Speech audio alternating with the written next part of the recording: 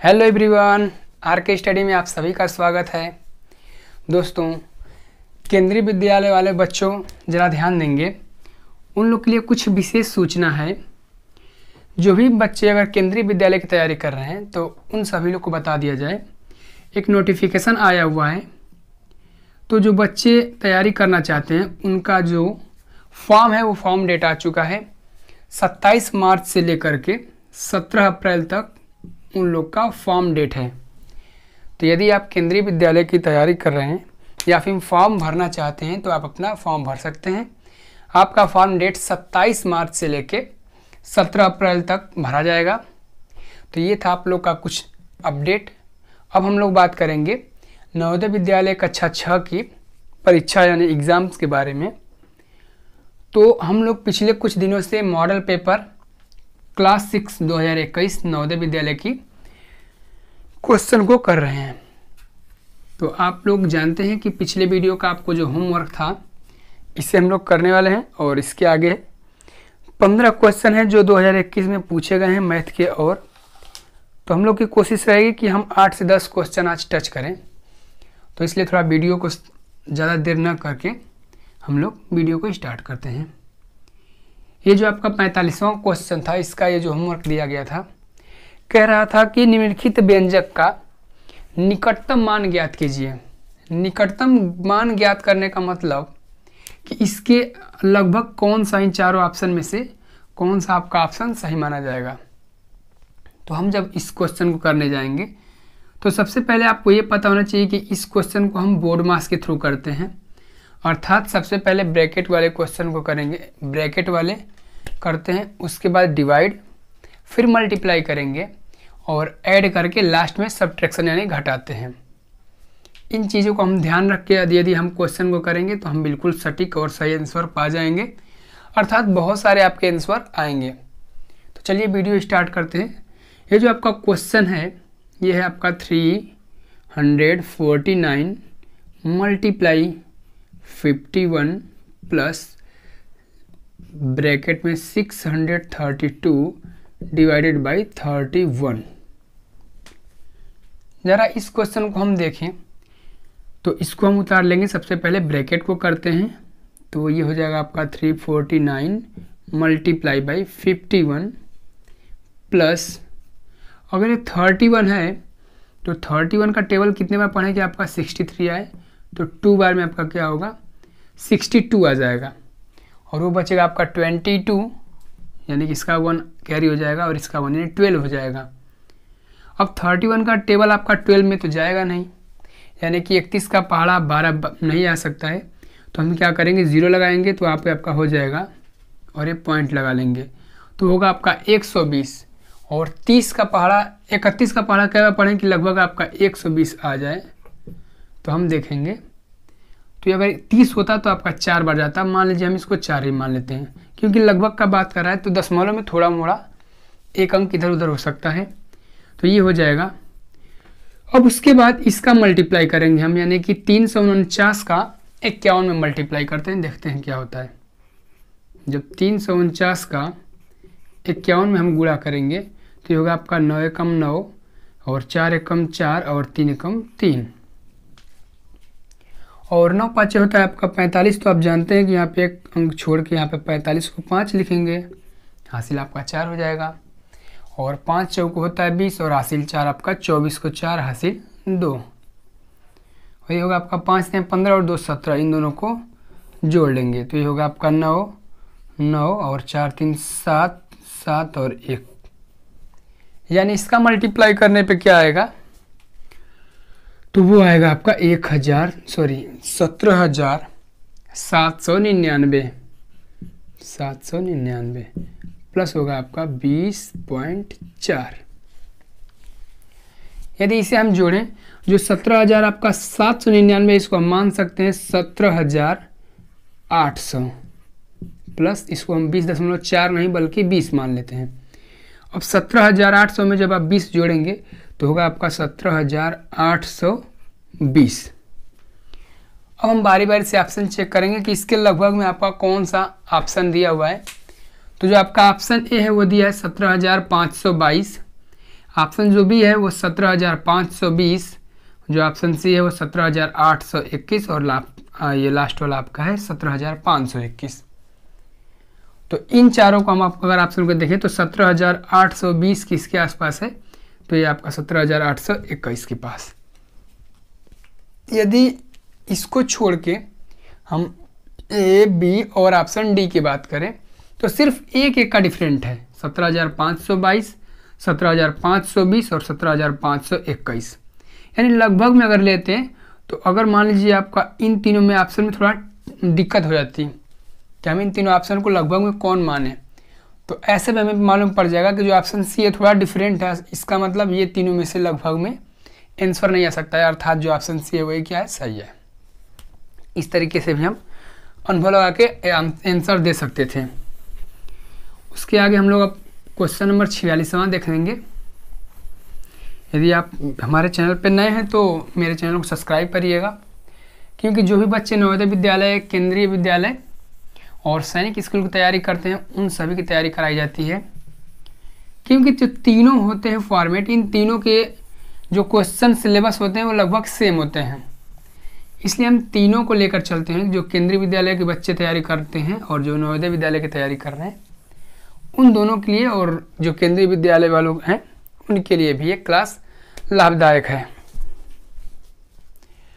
तो अब आपका जो 46वां क्वेश्चन है, कह रहा है कि एक विद्यालय में 3/5 बच्चे लड़के हैं तथा लड़कियों की संख्या 800 है, तो लड़कों की आपकी संख्या ज्ञात करनी है। ध्यान दीजिएगा, जो 3/5 बच्चे हैं, 3/5 बच्चे हैं, जिसमें कह रहा है कि जो लड़कियों की संख्या दिया है, यदि 800 लड़कियों की संख्या, तो लड़कों की संख्या पूछ रहा है।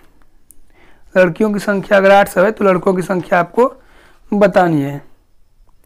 तो ध्यान दीजिए, इसमें हम करेंगे क्या, जब भी अगर ऐसा क्वेश्चन आए सबसे पहले हम ये देखेंगे कि 3/5 का मतलब ये है कि अगर टोटल 5 लड़के लड़कियां मिला के हैं तो उसमें क्या है, 3 लड़के हैं। यदि दोनों को मिला के, यानी कि लड़कों की संख्या अगर कुछ है और लड़कियों की संख्या कुछ है, दोनों को मिला के यदि 5 लड़के लड़कियां हो रहे हैं, उसमें क्या है, 3 लड़के हैं। तो अब आगे दे रहा है कि यदि 800 लड़कियां हैं तो लड़कों की संख्या ज्ञात कीजिए। तो सबसे पहले हम करेंगे क्या, इन दोनों को हम रेशियो में बांट सकते हैं। किस प्रकार, मान लेंगे कि 2x लड़कियां हैं और 3x लड़के हैं, इस प्रकार। तो जो 2x लड़कियां हैं, एक्चुअल में यहाँ पे क्या है, 2x का मान दिया है 800, यानी कि जो 2x यानी कि दोगुनी जो लड़कियां हैं, 2x बराबर 800।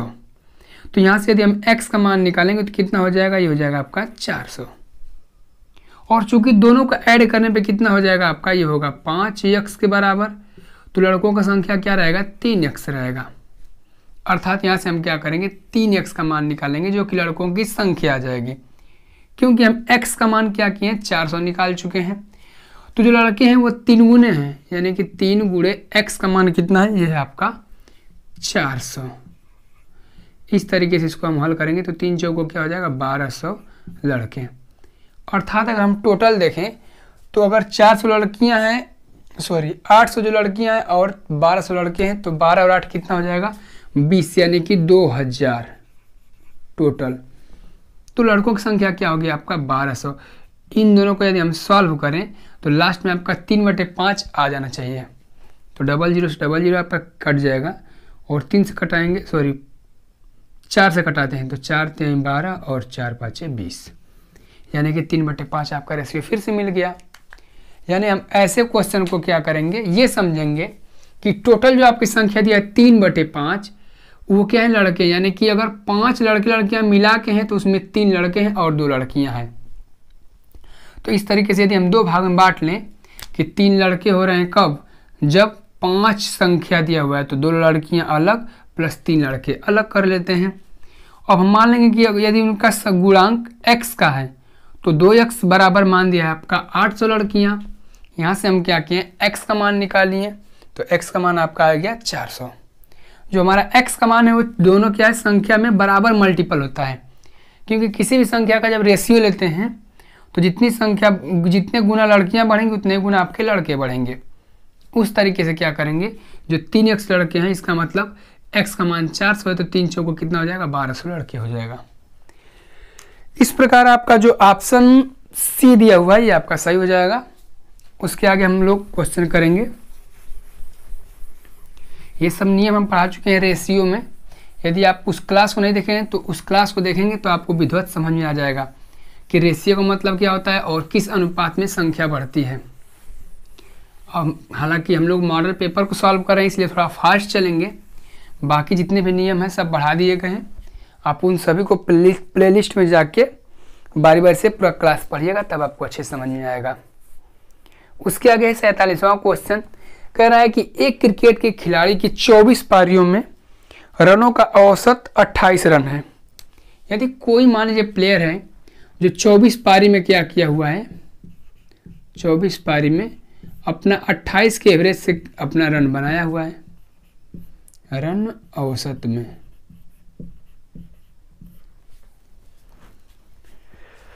वह 25वीं पारी में कितने रन बनाए ताकि उसका औसत 29 हो जाए। यानी कि वो अगली पारी में, यानी 24 पारी तो खेल चुका है, 25वें पारी में वो कितना रन बनाए कि उसका एवरेज 28 से बढ़ के 29 हो जाए। ध्यान देना है। तो जब भी ऐसा क्वेश्चन आए इसको हम दो तरीके से कर सकते हैं।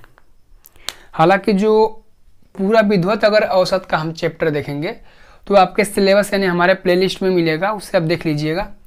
हम यहाँ पे मॉडल पेपर सॉल्व कर रहे हैं तो हमारे पास सिर्फ और सिर्फ ऑप्शन होंगे। तो यदि हम ऑप्शन को सिर्फ देख के करना चाहें तो किस प्रकार करेंगे, या फिर जल्दी में आंसर देना चाहें कुछ सेकेंड में तो किस प्रकार उस क्वेश्चन का आंसर देंगे, ध्यान दीजिएगा। आपके सामने ऑप्शन ए दिया हुआ है आंसर 1, ऑप्शन बी का आंसर है 24 और ऑप्शन सी का आंसर है 35 और ऑप्शन डी का आंसर है 53। ध्यान दीजिएगा। जब भी अगर ऐसा क्वेश्चन आएगा पारी, रन औसत या फिर व्यक्तियों की संख्या और व्यक्तियों की उम्र का औसत, तो हम उस क्वेश्चन को कैसे करेंगे, ध्यान दीजिएगा। सबसे पहले इधर लिख लेंगे हम पारी, इधर लिख लेंगे उनके रन का औसत, औसत कोष्टक में रन का। यानी कि पहले आपकी पारी थी 24 तो एवरेज था आपका 28, फिर आपका एक पारी खेल लिया यानी कि 25वें पारी में एवरेज बढ़ के 28 से 29 हो रहा है। तो आपको कह रहा है कि जो 25वीं पारी है उसमें वो कितना रन बनाया। ध्यान दीजिए, ऐसे कर लेंगे। उसके बाद देखेंगे 24 से कितने बढ़ रहा है, +1, और 28 से कितना बढ़ रहा है, ये भी आपका +1। तो जो आपका ये जितना इंक्रीज हो रहा है क्या होता है, इसका जाके इसमें मल्टीप्लाई करते हैं। ध्यान दीजिएगा, जो जितनी पारी आपका इंक्रीज हो रहा है, यानी कि पारी 24 से 25 सिर्फ एक इंक्रीज हो रहा है, यानी कि एक बढ़ रहा है, तो इसका लाके गुणा करेंगे इसके नीचे वाले औसत में, और जो ऊपर की पारी है ये क्या करेगा, जितना औसत का रन का इंक्रीज हो रहा है, यानी कि कितना रन आपका औसत में बढ़ रहा है, 1 का, इसको मल्टीप्लाई करेंगे। मल्टीप्लाई करने के बाद यानी गुणा करने के बाद दोनों को आपस में जोड़ लेते हैं। ये आपका शॉर्ट ट्रिक है। अगर आप इसको विधिवत से करना चाहें तो हमारे क्लास को देखिएगा, उसके बाद तब उस क्वेश्चन को उस तरीके से आप करिएगा तो भी आपका आंसर आ जाएगा। हम क्या करते हैं, 1 का गुणा करते हैं 29 में। जब आप 29 का 1 में गुणा करेंगे तो आपका आएगा 29, और जो 24 है इसका जब आप 1 में गुणा करेंगे तो ये भी होगा आपका 24 × 1 अर्थात 24। इन दोनों को हम कहेंगे कि आपस में जोड़ लीजिएगा। जब आप जोड़ेंगे तो 9 में 9 4 13 को 3 और हासिल आपका 1 हो जाएगा, 2 2 4 और 1 5। एक बात और ध्यान दीजिएगा, ऐसा नहीं कि आपको हर बार जोड़ना है। कभी कभी यहाँ पे 24 और नीचे मान लीजिए 23 हो सकता है। जैसे अगर कोई व्यक्ति की संख्या रहती तो कभी व्यक्ति की संख्या मान लीजिए 24 है, अब घट के 2 व्यक्ति तो 22 हो सकती है, तो यहाँ पे -2 भी हो सकता है। यानी कि ऐसे निगेटिव पॉजिटिव भी आ सकते हैं, तो हमें घबराना नहीं है।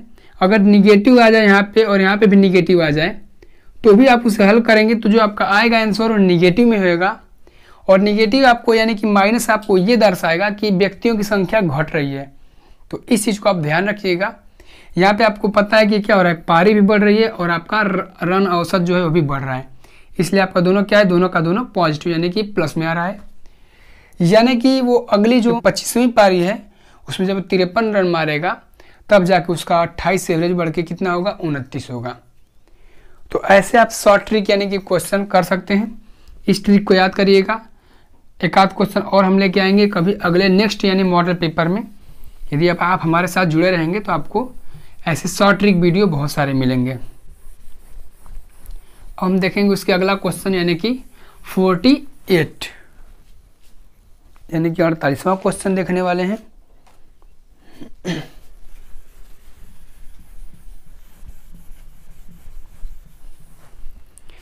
कह रहा है कि एक मैच कुल आधा घंटा चलता है, मैच के समय का 1/10 भाग टाइम आउट के लिए लिया जाता है, तो यह टाइम आउट कितने मिनट का होता है।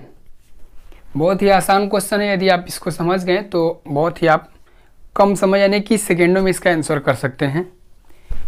कह रहा है कि एक मैच जो कुल आधा घंटे का समय लेता है, यानी कि आधा घंटे जब चलता है, पहली बात ये ध्यान देंगे आधा घंटे का मतलब कि 30 मिनट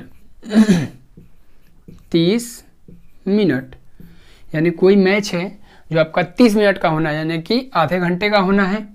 यदि उसमें से हम 1/10 भाग क्या किए, टाइम आउट कर दिए, 1/10 भाग टाइम आउट कर दिए। टाइम आउट का मतलब कि ये कि हम बीच में कोई मैच को रोक दिए। तो जब आपका आधे घंटे का मैच था यानी कि 30 मिनट का मैच था, इसमें से हम क्या किए, उसका 1/10 भाग यानी कि 30, और का मतलब क्या होता है, हम चाहें तो यहीं से हल कर सकते हैं कि 30 का 1/10 भाग, तो 30 का मतलब कह सकते हैं मल्टीप्लाई 1/10। यदि इसी को हम हल कर दें तो भी आप आंसर निकाल सकते हैं। इसे जब कटाएंगे तो 10 त्याई क्या होगा, 30 यानी कि 3 मिनट क्या हुआ, जो है कि आपका मैच रुका। 3 मिनट क्या किया गया, आपको टाइम आउट दिया गया। तो जो आपका ऑप्शन बी है ये सही हो जाएगा। या फिर दूसरे तरीके से अगर चाहें तो हम इस प्रकार कर सकते थे कि यदि जो पूरा टोटल आपका 10 टाइम दिया गया है उसमें से एक टाइम क्या हो रहा है, टाइम आउट का हो रहा है। देख सकते हैं टोटल आपका टाइम है 10, तो उसमें से एक टाइम क्या हो रहा है, टाइम आउट को दिया जा रहा है। तो यहाँ पे 10 टाइम नहीं है बल्कि 30 टाइम है, यानी कि 10 का कितने गुना है, 3 गुना है। 10 टाइम क्या होता है, 30। यानी कि जब अगर 10 रहता तो आपको एक टाइम क्या करते, टाइम आउट को देते, लेकिन 10 नहीं बल्कि उसका 3 गुना 30 है, तो हम भी क्या करेंगे, ऊपर आपका 3 से मल्टीप्लाई करेंगे, यानी कि 1 मिनट न बल्कि 10 का 3 गुना 30 मिनट जब अगर टाइम आउट हो, सॉरी समय दिया जा रहा है मैच को, तो यहाँ पे भी 1 मिनट ना होगे, वो 1 का 3 गुना 3 मिनट क्या किया जाएगा, टाइम आउट को समय दिया जाएगा। इस प्रकार भी हम क्वेश्चन को कर सकते हैं और ऑप्शन जो आपका बी है वो सही हो जाएगा, 3 मिनट। उसके अगला हम क्वेश्चन देखेंगे। ज़्यादा अगर आपको स्पीड लग रही है तो आप अपने सेटिंग से जाके उस स्पीड को कम या अधिक करके चला सकते हैं। बाकी हमें ये है कि भाई सभी बच्चों को लेकर चलना है, इसलिए उसके हिसाब से हम थोड़ा फास्ट चल रहे हैं। बाकी आपको जैसी स्पीड चाहे वैसे आप करके देख सकते हैं। ये आपका क्रय मूल्य और विक्रय मूल्य पे क्वेश्चन दिया है। कह रहा है कि एक वस्तु 7,500 में खरीदी जाती है और 8,400 रुपये में बेची जाती है, तो लाभ प्रतिशत आपको बतानी है। सबसे पहले हम क्या करेंगे, यदि आप परसेंटेज का यदि अगर चैप्टर देखे हुए हैं तो अच्छी बात है, अदरवाइज आप उसको भी देखिएगा। और आपके उस चैप्टर में एक फार्मूला बताया गया था लाभ प्रतिशत का, यानी कि लाभ प्रतिशत बराबर होता क्या है, सबसे पहले हम ये जान लें। तो लाभ प्रतिशत बराबर दिया गया था आपको कि विक्रय मूल्य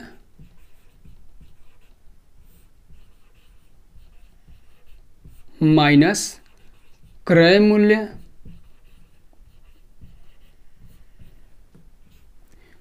मल्टीप्लाई बाई 100 अपॉन क्रय मूल्य,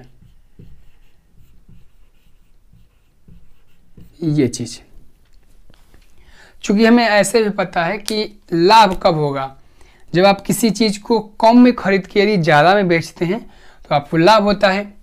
तो अगर लाभ जब प्रतिशत में पूछेगा तो करेंगे क्या, विक्रय मूल्य माइनस क्रय मूल्य गुणे परसेंट में निकालना है तो इसलिए 100 से गुणा बटे में क्रय मूल्य। और अगर आपको हानि प्रतिशत पूछता तो अब क्या होता है, इसका उल्टा हो जाता, क्योंकि ज़्यादा में खरीदेंगे और कम में बेचेंगे तो हमें हानि होती है। तो हानि प्रतिशत बराबर क्या होता, वो होता आपका क्रय मूल्य माइनस विक्रय मूल्य गुणे 100 बटे में फिर से वही क्रय मूल्य ही रहेगा। इस चीज़ को ध्यान रखेंगे। दोनों के बटे में क्रय मूल्य इसलिए होता है क्योंकि आपका जो हानि या फिर लाभ होता है वो हमें क्रय मूल्य पे डिपेंड करता है। यदि हम मान लें कि किसी कलम को 10 रुपये में बेच रहे हैं तो हमें कितने का लाभ हो रहा है या फिर कितने का हानि हो रहा है, तो हमें नहीं पता कि कितने का लाभ होगा या फिर कितने का हानि, जब तक कि हमें उस पेन का क्रय मूल्य न पता हो कि हम उस पेन को एक्चुअल में कितने का खरीदे हैं, 5 में खरीदे हैं या 15 में खरीदे हैं। तो हमें सबसे पहले क्या करता है, क्रय मूल्य मायने रखता है, इसलिए दोनों के बटे में क्या होता है, क्रय मूल्य ही होता है, चाहे हम लाभ प्रतिशत निकालें या फिर हानि प्रतिशत निकालें। इस चीज़ को ध्यान रखेंगे तो आप फार्मूला याद कर लेंगे इस तरीके से, और इसके बाद आप आसानी से क्वेश्चन को कर सकते हैं। तो क्वेश्चन जो है आपका दिया है कि एक वस्तु को 7500 रुपये में खरीदी जाती है। खरीदे जाने का मतलब क्रय मूल्य दिया हुआ है, क्रय मूल्य आपका दिया है 7500 रुपये, और कह रहा है कि उसे बेचते हैं, यानी बेचने का मतलब विक्रय मूल्य होता है। तो विक्रय मूल्य और कितना दिया हुआ है, वो दिया है आपका 8400 रुपये। तो कह रहा है कि आपको लाभ प्रतिशत बतानी है। सिंपल हम करेंगे क्या, इसको इस फार्मूले पे रख के आसानी से कर सकते हैं। तो ये होगा हमारा 8400 माइनस 7500 मल्टीप्लाई बाई 100 अपॉन क्रय मूल्य यानी कि 7500। इसे हम और सॉल्व करेंगे तो ये होगा आपका 900 गुणे 100 बटे में 7500। ये आपका 2 जीरो से 2 जीरो खत्म। इसके बाद 25 से जब आप इसको कटाएंगे तो 25 चौक होता है 100, ये होता है आपका 25 3 75, और ये होगा आपका 3 तिलिके 9, टोटल आपका क्या हो जाएगा, कट जाएगा। और जब 3 का 4 में गुणा करेंगे तो ये होगा 3 चौक 12, यानी कि जो है 12% क्या हो रहा है, आपको लाभ हो रहा है। इस तरीके से हम प्रतिशत लाभ निकाल लेंगे। उसके बाद ये आपका लास्ट क्वेश्चन है आपका 51 नंबर, यह आज का होमवर्क रहेगा, इससे आप करिएगा क्योंकि वीडियो काफ़ी बड़ा हो रहा है। इसके बाद जो भी क्वेश्चन बचे हैं उसे हम नेक्स्ट वीडियो में देखेंगे, इसलिए आप भी अपना कुछ क्वेश्चन को करते रहिए। जो भी आपको क्वेश्चन है आप चाहें तो हमें कमेंट बॉक्स में कमेंट कर सकते हैं। और ये आपका लास्ट क्वेश्चन है कि प्रथम 4 अभाज्य संख्याओं का योगफल क्या है। क्वेश्चन को हम लिख दे रहे हैं, प्रथम 4 अभाज्य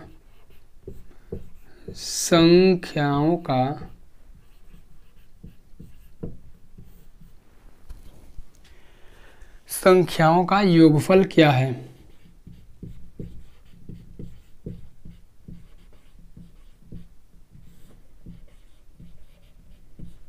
योगफल क्या है। आपके पास ऑप्शन ए है 10, option A 10, option B 11, option C 26 और ऑप्शन डी आई थिंक 17 है क्या, हाँ 17। यह है आपका 51 जो कि होमवर्क है। इसका आप आंसर ज़रूर कमेंट करिएगा। इसके बाद यदि आप ये अभाज्य भाज्य सम विषम अगर आप नहीं जानते हैं तो यह भी आपका क्लास ले लिया गया है, यानी जितने आपके सिलेबस में दिए गए हैं सब के सब क्लास ले लिए गए हैं। तो यदि आप उन चीज़ को नहीं पढ़े तो उसे रिवाइज करिएगा, उसके बाद तब आप इस क्वेश्चन को देखिएगा। आप इस क्वेश्चन को आंसर बहुत ही सही देंगे, उम्मीद यही करूँगा। फिर मिलेंगे नेक्स्ट वीडियो में, तब तक के लिए आपको ऑल द बेस्ट।